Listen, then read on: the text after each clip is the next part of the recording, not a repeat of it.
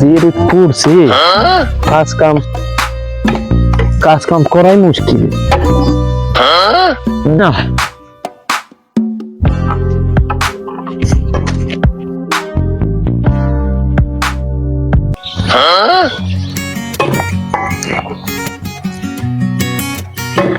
কাকু কি করেন গো? কি করবো বোন বাপু, দেখতেছ না আলু চাষ করতেছি। কি কাকা কি করেন? আমি দেখি আপনি দেশে খড়ি কাটতেছেন। আরে বাবু দেখতেছাও খড়ি কাটতেছি, তা প্রশ্ন করো কি করতেছি, কি জন্য আইছো সেটা বলো।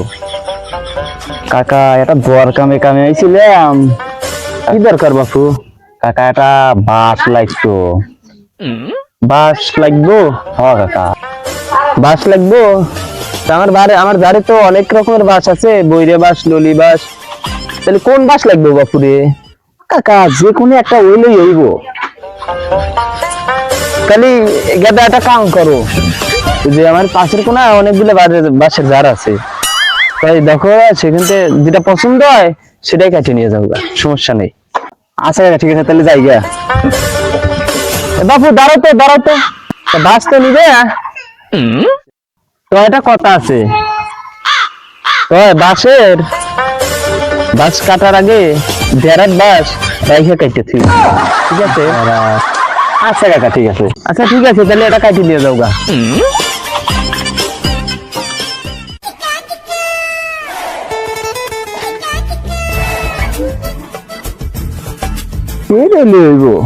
আসলে একটা কথা, কাকার তো কোনো ব্যাপার বুঝলাম না, দেয়ারাত কাইতে বের কইলো। আচ্ছা কইছে ওটাই করি।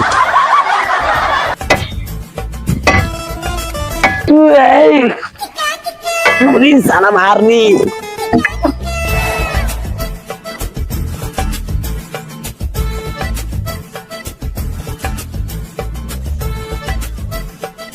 কাকাতে বাঁশ কাটতে তাহলে নিয়ে গেলাম।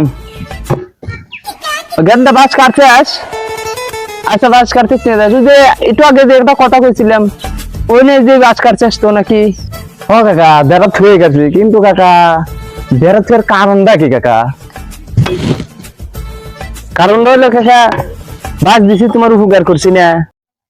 যেদিন তোমার দেখা গেল আমাকে বাঁশ দেওয়ার ইচ্ছে হবো, সেদিন তো তোমার মনে করো বাঁশ কিনা লাগবো, তাই ওই বেড়াত ছুঁয়ে দিলাম। তাহলে তোমার আর যেদিন আমাকে বাঁশ দেওয়ার ইচ্ছে হবো সেদিন আর তোমার বাঁশ কিনা লাগবে, বুঝছো কি বাপু?